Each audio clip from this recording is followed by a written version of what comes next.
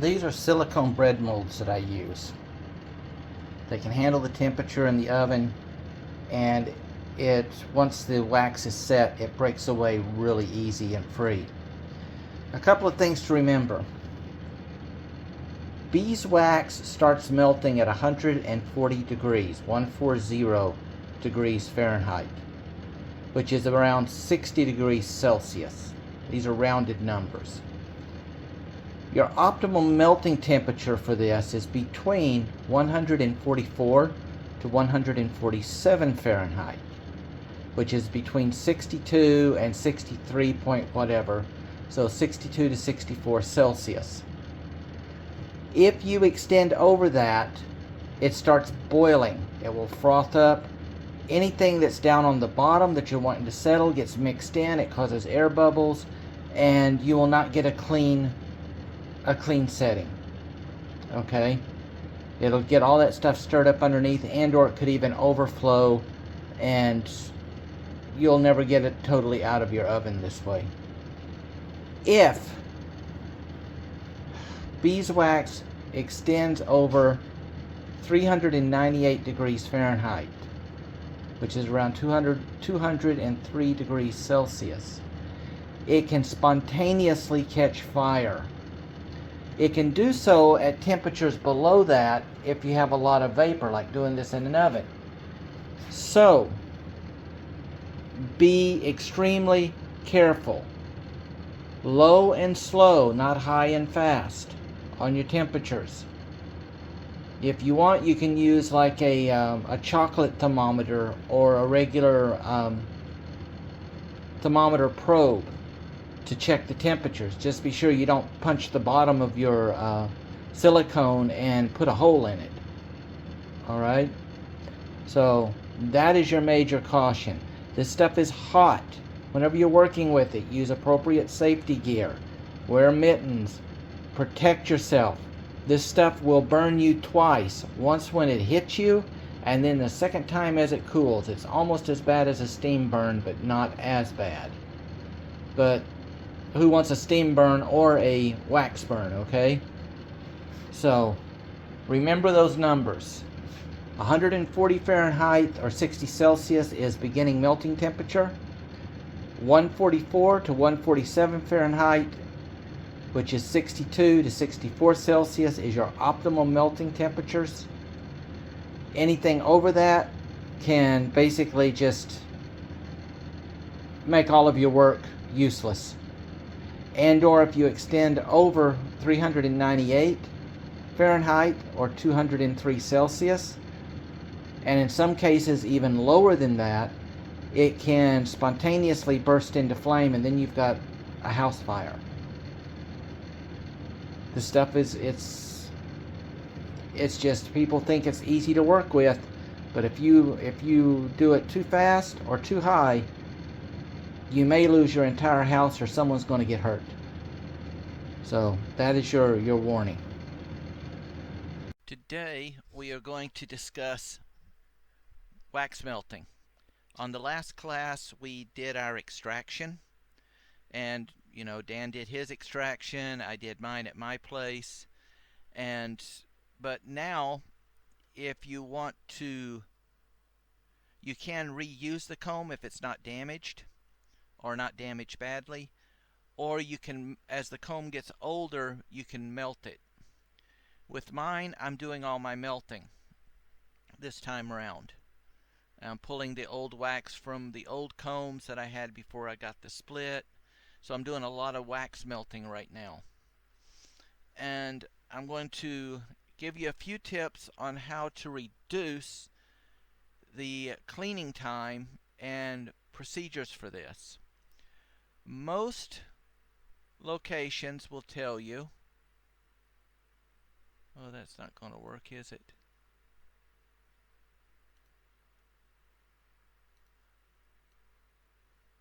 Most are going to tell you to use a 35 to 20 degree angle on your solar melter. What I have found is this works well, the wax flows off and so on, but you get a lot of that black an old residue with it, and it gets mixed in.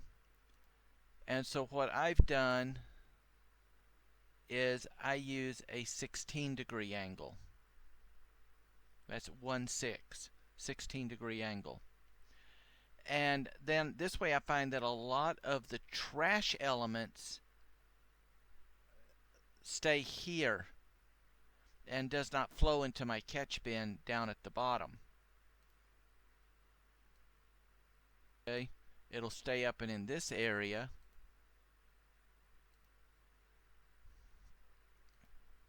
And with very minimum reaching the bottom. Normally, my brood comb, dead bees, and so on, all of that stays up here. I hardly ever get any of that ever down into my catch bin. So that is my suggestion here. Another thing is, you'll see later on in the video, most locations you will get like a wax frame, a wooden frame or an aluminum frame that goes with your melter. And some of these will, some do not. In the bottom have a slight gap for the wax to flow through underneath. I bypass this. I don't use it at all, because I find as the wax melts, it gets onto the framing. It makes the framing harder to clean. What I've done is my wax melter is in a small wheelbarrow, and it sits inside the wheelbarrow. And then what I've done for the rest of my 16-degree angle is I took little you can use quartz, whatever that you want to use. I use preset pieces of flint. It's a silica. It's not like sandstone or anything. It's not going to get into your wax. It's not going to affect any of that. It's easy to clean, easy to maintain, and they last for friggin' ever. And what I've done is I have trimmed the bottom of these, of my little stones, so that each one, let's see, let's do a top view. Each one can be adjusted and set just on the corner of my frame. So now the entire frame is off the ground, is off the bottom, off that copper slant you'll see. And also it allows all the wax to melt freely, fall down, and flow without this additional wooden or aluminum frame blocking the flow and or stopping stuff. Because what happens is this has a little flow underneath, but as the stuff comes in, it backs up behind it, and this allows particulation and other stuff to eventually come through, or when you scrape it, it's just a mess. So I would suggest just using little end pieces that are pre-adjusted, pre-cut. You can use wood if you want. That's just going to sit under this, and then you can also adjust these depending upon if you're using a small, medium, or large depth frame. So that's what I do. You'll see the stones. You won't see I didn't lift the bottom. You won't see where I shaved them on the bottom with my stone cutter. But you can use about anything for that. I just like the flint because it's easy to clean. Once I have done my round of melting, I have another round of melting to do later, but right now we're having thunderstorms and so on, so everything's packed away. But before I do my next melting, I get my little steam cleaner and I clean everything. I steam clean the inside, I steam clean the melting, the wax catch. I steam clean everything. And what this does is it keeps wax from building up through on my slope into my catch bin along here. It also makes sure that that entire structure is always clean, so I'm not getting a pile up of stuff that also eventually trickles into this. It's not a common thing. A lot of beekeepers simply will just melt, put it away, melt, put it away, and eventually scrape this if it starts building up too much. But as you will see in the videos, my stuff comes out much cleaner, much less having to melt and strain, a lot of time-saving stuff. If you simply steam clean this, or run hot water over it, whatever you want to do to clean it before each use and or after each use. Normally I clean it after the use, and then I do just a hot water wash down to get any dust and anything else that may have gotten in there since my last use. So that's the basics on that. Let's get into the video and see how by the time I'm done with this on my first melt, I've already got 95+% pure wax. And I turn my stuff in for new comb forms, so I don't need it 100% clean. I mean, this stuff is clean enough I could actually use it if I wanted to make beeswax candles and so on with minimum smudging or anything like that. This is just a good system. So let's get into that and let you see what's going on. So, bee waxers. You hear people say an angle of 45 degrees, 35 degrees, and this is good. It allows the wax to melt down, flow quickly, and go into your depository. The problem with it is the faster that wax moves, the more residue it's going to sweep with it down into the catch bin. Mine, I do no more than 17-degree angle. I prefer about a 14 to 15. This one right now, as it sits, is at a 16-degree angle. It allows the wax to melt and run. But it's not at such an angle that it washes everything down with it. Here you'll notice I don't have a frame in here. Normally people put a wooden frame. There it is over there. There. That it has a bevel underneath to let the wax flow out, but it catches everything. And what it does is it allows, because it's at a steeper angle, and it allows more of the gunk to get down into your wax. And I don't like that. Now what I do is, as you notice here, I've got stones. And they're relatively flat little stones. And what I will do is place them. Now these stones are silica. They're flint.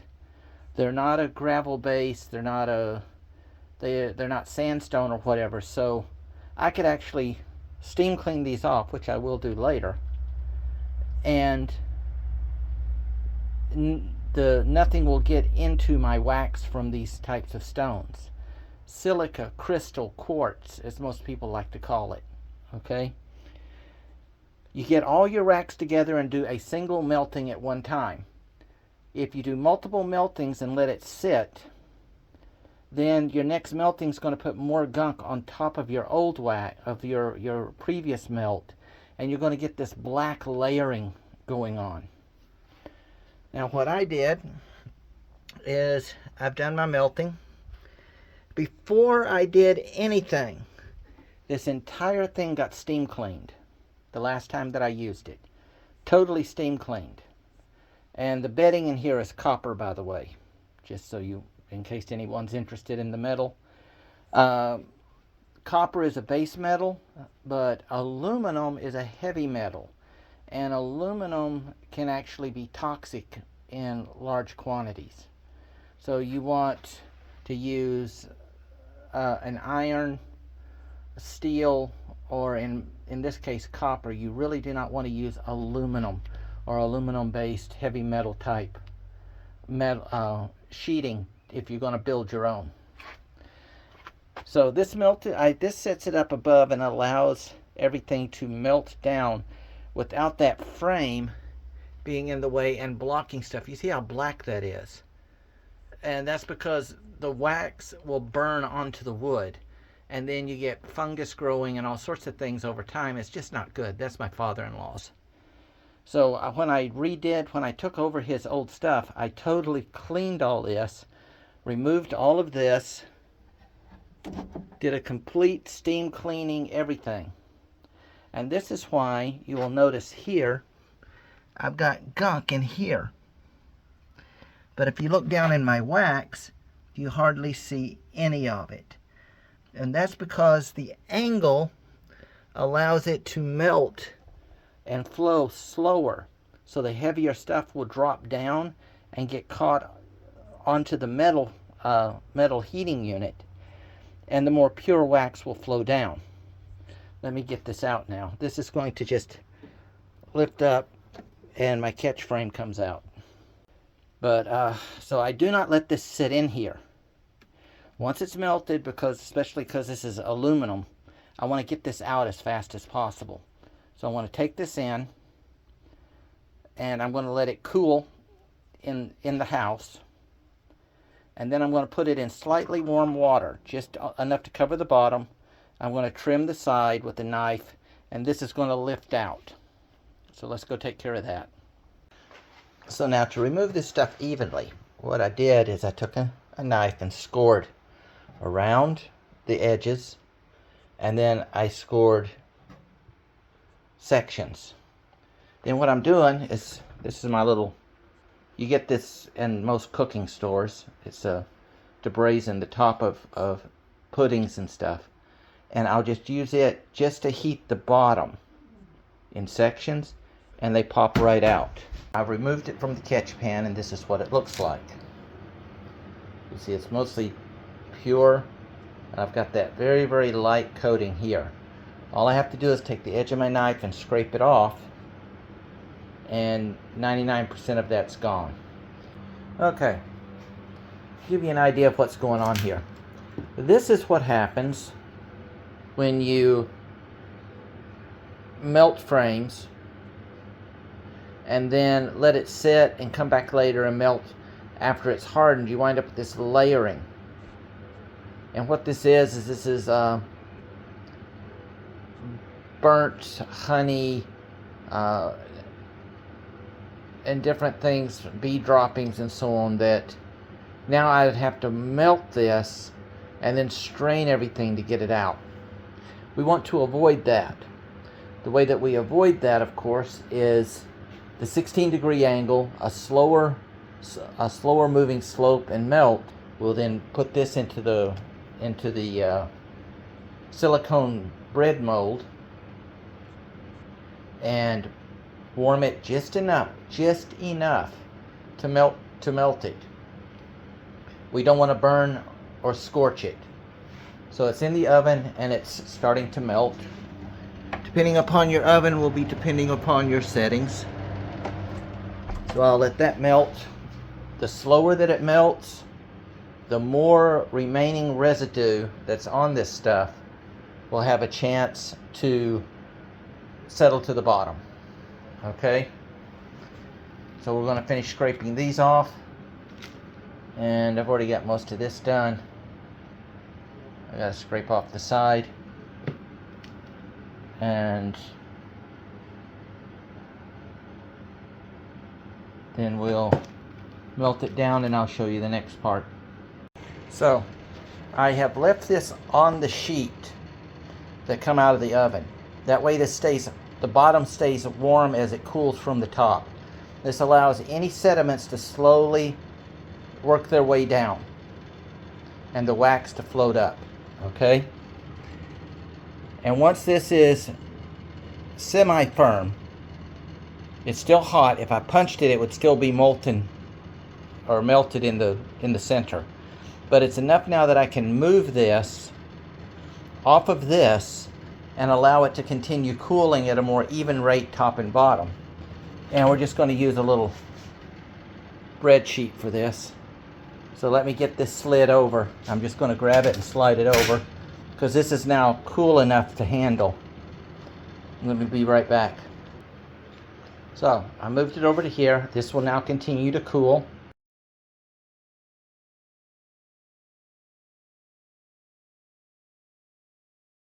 So after 10 to 15 minutes sitting in the fridge, you'll see it will start breaking away.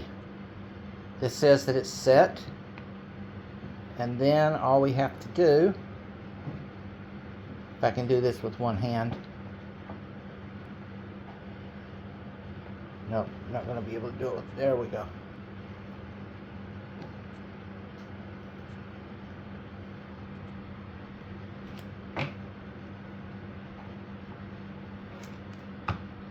This will still be warm.